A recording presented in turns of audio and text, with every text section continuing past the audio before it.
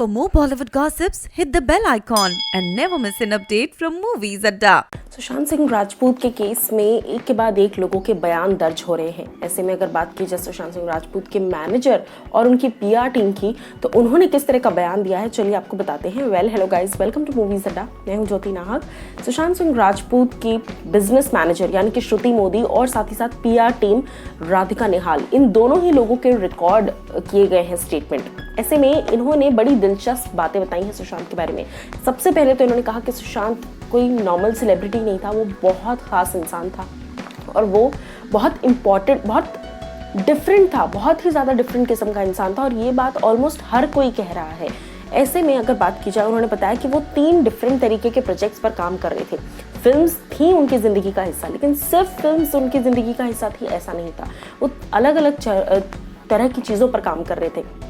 उन्होंने बताया कि सुशांत सबसे पहले तो सबसे पहली चीज़ वर्चुअल रियलिटी के ऊपर काम कर रहे थे, जो कि एक गेमिंग सेक्शन जोन होता और ये इस तरह से एक प्रोजेक्ट जो है वो लॉन्च करना चाहते थे। एक ऐप या फिर एक कंपनी जो है इस चीज़ पर खोलना चाहते थे, जहाँ पर वो मशीन्स और टेक्निकल चीज़ें, क्योंकि सुशांत को इन चीज़ों में बहुत इंटरेस्ट था। फिज़िक्स उनकी बहुत स्ट्रॉन्ग थी, उनको फिज़िक्स की चीज़ों में, उनको थ्योरीज़ में बहुत ज़्यादा इंटरेस्ट होता था। ऐसे में अगर बात की जाए सुशांत सिंह राजपूत की, तो वर्चुअल रियलिटी, गेमिंग जोन से लेकर गेमिंग, अलग अलग डिफरेंट टेक्निकल चीज़ें, इन चीज़ों पर सुशांत जो है कुछ एक्सपेरिमेंट्स करना चाहते थे, कुछ बनाना चाहते थे। वर्चुअल रियलिटी गेमिंग जोन में कुछ बनाना चाहते थे, वो गेम्स बनाना चाहते थे। उसके अलावा दूसरा था जो उनका सबसे इंपॉर्टेंट प्रोजेक्ट था, वो था देश से जुड़ा हुआ एक प्रोजेक्ट। जी हाँ, जिसका नाम उन्होंने रखा था nation India for the world.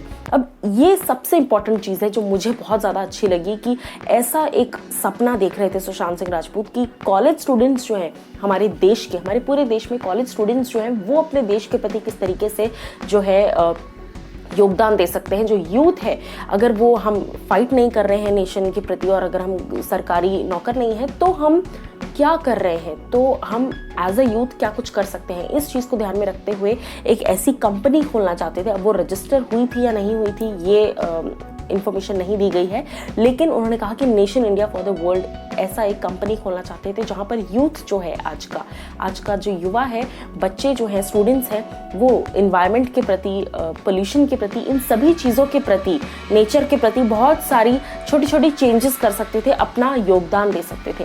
ये एक एक्टर की सोशल रिस्पॉन्सिबिलिटी होती है, हर किसी को अवेयर करना। और रिस्पॉन्सिबिलिटी सिर्फ पोस्ट डालने तक सीमित नहीं होती, रिस्पॉन्सिबिलिटी उससे आगे बढ़कर कुछ करने में होती है, जो सुशांत सिंह राजपूत कर रहे थे। ये थी सबसे बड़ी स्पेशलिटी सुशांत सिंह राजपूत की।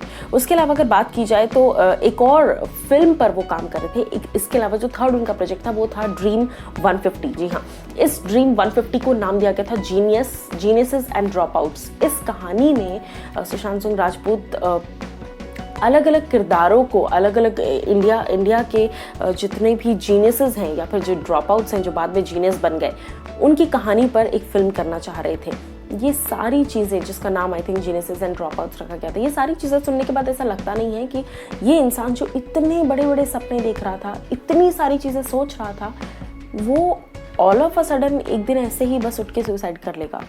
सच में इन चीज़ों के पीछे बहुत सारी चीज़ें शायद छुपी हुई हैं जो सामने निकल कर आनी चाहिए। मैं तो पर्सनली चाहती हूँ कि definitely justice for Sushant Singh Rajput हो और जो भी पुरानी चीज़ें हैं वो निकल कर सामने आए। दिस इज ज्योति नाहक साइनिंग ऑफ।